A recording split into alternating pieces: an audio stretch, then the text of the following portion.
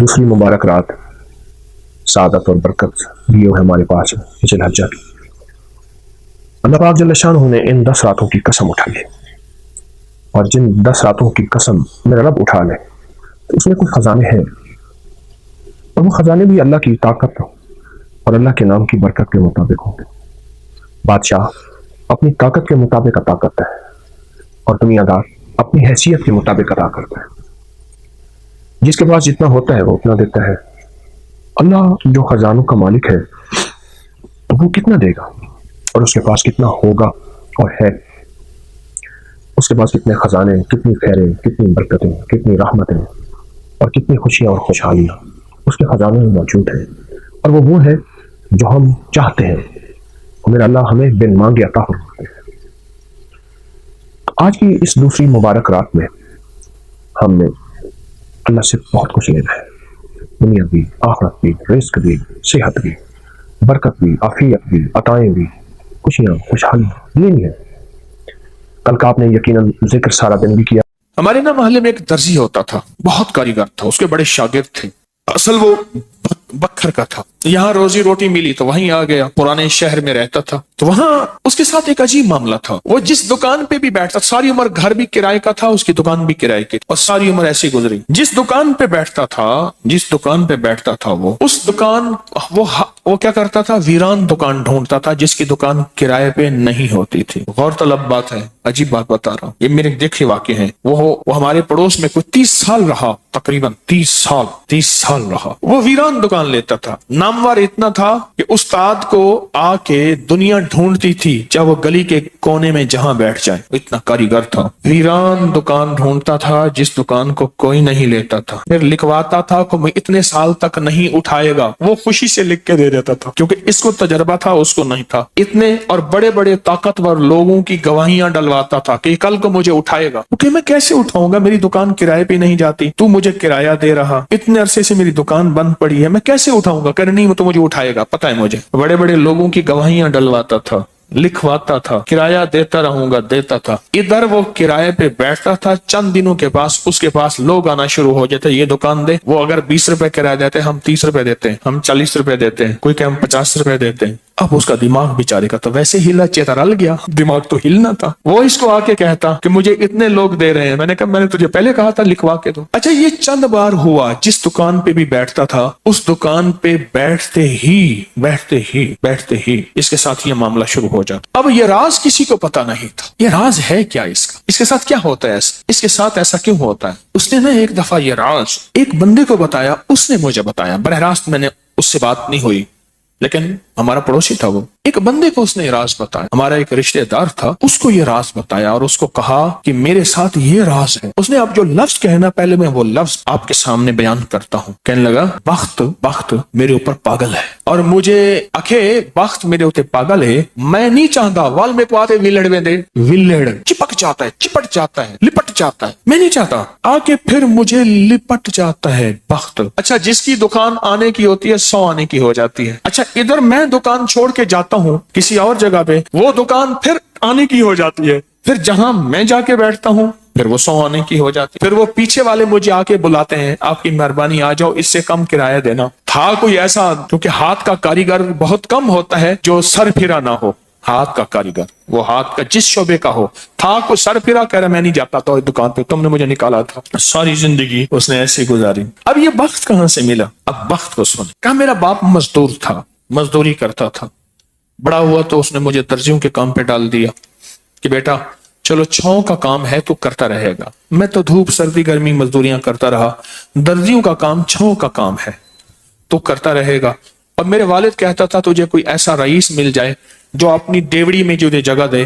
بعض رئیس ایسے ہوتے ہیں جنہوں نے مستقل درزی رکھے ہوئے ہوتے ہیں، ان کا ہر وقت کپڑے سلتے رہتے ہیں۔ پہلے دعائیں دیتا تھا والد مجھے کوئی رئیس مل جائے۔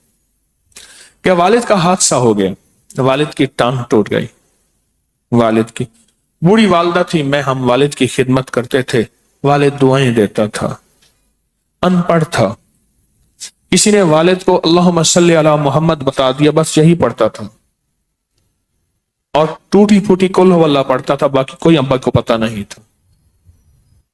کہا میں درزیوں سے پیسے تھوڑے سے لاتا تھا، گھر میں فاقے آنا شروع ہو گئے، تھوڑے سے پیسے میں لاتا تھا، ابھی کام سیکھا نہیں تھا، استاد کبھی کبھار دے دیتا تھا، اور والد روز لاتا تھا، گھر میں سختی اور تنگی آنا شروع ہو گئی، بہت زیادہ غربت، تنگ دستی۔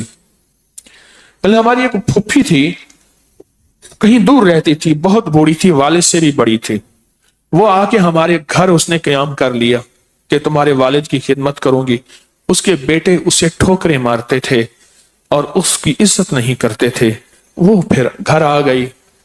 اب میری ماں مجھے دیکھے، میں اپنے دیکھوں، ماں نے کہا بیٹا آ گئی ہے، اس کی بھی خدمت ساتھ کرنی ہے۔ اب پھوپھی نے، ایک پھوپھی بوڑھی ابے سے بڑی، ایک والد معذور، بوڑھی والدہ، اور بہت سارے بہن بھائی، کہا کہ کئی راتیں ایسی گزرتی تھی میں اور میری ماں نہیں کھاتے تھے، فاقوں میں سوتے تھے، پھوپھی کو کھلاتے تھے۔ کہا پھوپھی کھاتی بہت تھی، کھاتی بہت تھی، بچوں کا سب کچھ کھا جاتی تھی، سارا اپنا بھی کھا جاتی تھی، کھاتی بہت تھی پھوپھی۔ کہا اس سے چھینتے تھے تو پھوپھی لڑنے پہ آ جاتی تھی، ایک گھر میں عجیب کشمکش تھی۔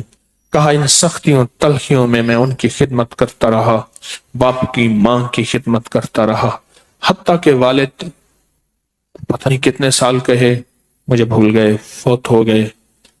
اور پھوپھی نے کہ دل میں یہ بات آئی کہ ہم نے والد کو زہر دیا، اس نے سارے جہان کو کہنا شروع کیا کہ انہوں نے والد کو زہر دے دیا، میرے بھائی کو مار دیا۔ گھر میں روٹی بھی کھاتی تھی، بچوں سے چھین کے بھی کھاتی تھی، چوری چھپے بھی کھاتی تھی، دن رات بھی کھاتی تھی، ہمیں برا بھلا بھی کہتی تھی، لوگوں کے ہاں شکوے بھی کرتی تھی۔ پھوپھی نے جینا حرام کر دیا۔ کہا میری ماں کہتی تھی بیٹا کوئی بات نہیں، برداشت کرو۔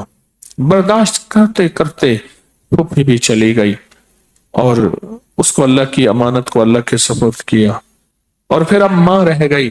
اب میں نے اپنی ساری توجہ ماں پہ ڈال دی۔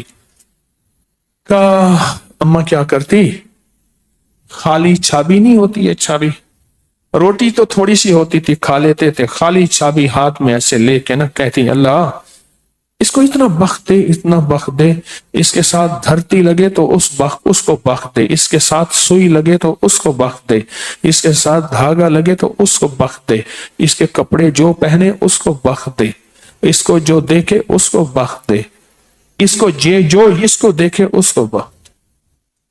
اما چھابی لے کے مانگتی تھی، روتی تھی، اور بعض اوقات چھابی میں اما کے بہت سارے آنسو ہوتے تھے۔ کہ بس یہ نظام چلتا رہا چلتا رہا، اما بھی گزر گئی۔ اب اس کے بعد پھر میں، میرے بچے، اب جو بخت کے دروازے کھلے، میں جس کو دیکھتا ہوں اس کو بخت، جو میرے کپڑے پہنتا ہے اس کو بخت، جس سے سوئی خریدتا ہوں اس کو بخت، جس سے دھاگا خریدتا ہوں اس کو بخت، جس کی جگہ پہ بیٹھتا ہوں اس کو بخت۔ بخت جب بیدار تھا بدبخت آنکھیں سو گئیں، خیال کرنا ابھی بخت بیدار ہے، کہیں بدبخت آنکھیں سو نہ جائے۔ وہ دعاؤں کا ذخیرہ اس درجی کے پاس تھا، وہ دعاؤں کا ذخیرہ، پھوپھی کی ناگواریوں کا ذخیرہ، ابی کی صبر کا ذخیرہ، پھوپھی کی ناگواریوں کا ذخیرہ، اماں کے صبر کا ذخیرہ وہ ساتھ تھا۔ بس سہتا رہا، چلتا رہا، اللہ کے نام اعمال میں، اللہ کے نظام میں لکھا جاتا رہا۔ کو تجھے کوئی دعائیں دے نہیں رہا، نہ دے، میرے نظام میں تو ان لوگوں میں ہے جن کے ساتھ دعائیں ملتی ہیں، جن کے ساتھ دعائیں لگتی ہیں، جن کے ساتھ دعائیں لپٹ جاتی ہیں، تو ان لوگوں میں ہمیں دعاؤں کا ذخیرہ چاہیے، ہمیں دعائیں چاہیے کسی کی، ہم کسی کی دعاؤں میں آ جائیں۔ میرے حضرت فرماتے تھے نظر بد لگتی ہے نا کھا جاتی ہے، اس طرح اچھی نظر بھی لگتی ہے۔ تجھے کسی اللہ والے کی اچھی نظر لگ جائے، تجھے مرشد کی اچھی نظر لگ جائے، تجھے ماں باپ کسی درویش کی اچھی نظر لگ جائے، اور نظر تیرا کام بنا دے گی۔ جس طرح بری نظر کھا جاتی ہے، برباد کر دیتی ہے، اس طرح اچھی نظر آباد اور شاد کر دیتی ہے، باہ مراد کر دیتی ہے۔ ان کو یہ میں نے عمل دیا تھا، اور میں نے یہ اسی ایک ساتھی سے پڑھوایا، اور ایک یوں بھی کرتے ہیں، کریں یوں ہو گیا کون صاحب تھا ازبک سفر میں اور کون صاحب تھا؟ یہ تھے. میں نے کیا عرض کیا تھا کہ یہ 40 دفعہ جو ہے دے رہا ہوں، اس کی تاثیر کیا ہوگی؟ 40 لاکھ جتنی. 40 لاکھ کی ہوگی. اور جس نے یقین کیا وہ بتا رہا ہے کہ کوئی زندگی کا خوف ہے، وہ رزق کا، وہ دولت کا، وہ دولت عزت جانے کا، وہ رشتوں کا، وہ صحت کا، وہ جادو کا، وہ بندش کا، کوئی دشمن کے حملے کا، کسی کوئی خوف ہے، بس 40 دفعہ پڑھا. یہ ازبکستان میں میرے ساتھ جو گئے تھے انہیں میں نے اس سفر کا تحفہ دیا تھا، اور میں نے یہ عرض کیا تھا ان سے کہ اللہ کے نام کی طاقت اور بھروسے میں کہہ رہا ہوں وَكَفَى بِاللَّهِ وَلِيًّا وَكَفَى بِاللَّهِ نَصِيرًا، کہ اس بھروسے پہ کہہ رہا ہوں، عرض کر رہا ہوں کہ جو 40 دفعہ پڑھے گا، ان حضرات کو میں نے یہ اجازت دی تھی 40، اس کو اس کی تاثیر کتنی ملے گی؟ 40 لاکھ کی. اور واقعی ہے ایسے. انہوں نے پیسے بھرے تھے، انہوں نے پیسے دیے تھے بیچاروں، مجھے نہیں دیے تھے. الحمدللہ مجھے صفائیوں کی ضرورت نہیں ہے، میں جب بھی جاتا ہوں اپنے پیسے، اب اجازت مل جائے نہ ایسے نہیں دوں. یہ انہوں نے لفظ ایک استعمال کیا ہے، طلاقوں کی بڑھتی ہوئی شرح. اس سے بہت خوفزدہ ہوں، بہت پریشان ہوں. اتنی مخلوق آ کے روتی ہے، اتنی روتی. میں رات کا واقعہ سنا. میں ایک جگہ ایک محسن کے ہاں بیٹھا تھا، تو جن کا میں نے کہا نا میرے دوست نے گاڑی چلا رہے تھے، تو مجھے بتایا کہ یہ اس وقت یہ واقعات چل رہے ہیں، یہ چل رہے ہیں. میں نے کہا اچھا، مجھے کب پتا چلا؟ تو وہاں وہ کہنے لگے کہ میری شادی ہوئی، تو شادی کے دوسرے دن ولیمے کے دن اس خاتون کی جو بیوی بنی، اس کی سہیلی کی شادی تھی. تو سہیلی کی شادی میں دونوں میاں بیوی گئے. تو جو سہیلی کا والد تھا اس نے اپنے جو ہے داماد کو گاڑی بھی دی، کوئی 20-22 لاکھ بھی دیا، یہ بھی دیا. اس نے آ کے جھگڑا شروع کر دیا کہ تیرے ماں باپ نے کیا دیا مجھے، اور تیسرے دن گھر سے باہر نکال دیا اور طلاق ہو گئے. میں کہتا ہوں جس نے اپنی زندگی میں انگارے، بچھو، سانپ اور دکھ، قتل، مقدمے، بیماریاں، تکلیفیں، مشکلات، مسائل، الجھنے اور روگ بھرنے ہیں، اور مجھ سے ایک وظیفہ لے لے. وہ وظیفہ یہ لے لے، بیوی کے ماں باپ کو گالیاں دے اور ان سے کہے جائیداد لے آ اور جہیز لے آ. اسے مطالبہ کرے جا ماں باپ سے حصہ لے آ، یا اسے کہے تیرے ماں باپ نے کیا دیا مجھے، اور ماں باپ سے جا کے مطالبے کر. میں کہتا ہوں جو بندہ مجھ سے یہ آج پیکج لینا چاہتا ہے تو میں آج دینے کو تیار ہوں. بول کون چاہتا ہے؟ آپ چاہتے نہیں؟ ویسے میں فرضی ہاتھ کھڑا کر رہا ہوں، ہاتھ کسی نے نہیں کیا، ایسے فرضی ہاتھ کھڑا کر رہا ہوں. آپ چاہتے نہیں؟ میں تو نہیں دینا چاہتا. یہ ایسی فرضی ہاتھ کھڑا کر رہا ہوں جیسے وہ بس میں کہتے ہیں سب میں آ رہا ہوں، ٹھیک ہے، بیچنے والا، کافیاں بیچنے والا، بام بیچنے، اصل میں آ رہا ہوں. اگلا کہتے ہیں بک نہ جائے میں پہلے لے لوں. اگر یہ چاہتے نہیں ہیں تو بیوی کو کبھی نہ کہے جا کے حصہ لے آؤ. میں نے اپنی اہلیہ سے کہا اپنے بہن بھائیوں کو اپنا حصہ دیا کر دیں. اور جس دن میرا رشتہ ہو رہا تھا اس دن میں نے پہلا مطالبہ یہ رکھا، میں جہیز نہیں لوں گا. اور 2 چیزیں میں نے کہی تھی، میرا سسر مرحوم، میری ساس اور میرا ایک ماموں، بچوں کا ماموں، وہ بیٹھا ہوا تھا. میں نے کہا میرے اندر 2 چیزوں کی کمی ہے، ایک ایمان کی، ایک اخلاق کی. بس مجھے تو کوئی ایسا ساتھی ملے جو میرے ان 2 چیزوں کی کمی پوری کر دے گا. مجھے یہ 2 چیزیں چاہیے، ایک ایمان کی کمی ہے، ایک اخلاق کی کمی ہے میرے اندر، اور مجھے کچھ بھی نہیں چاہیے.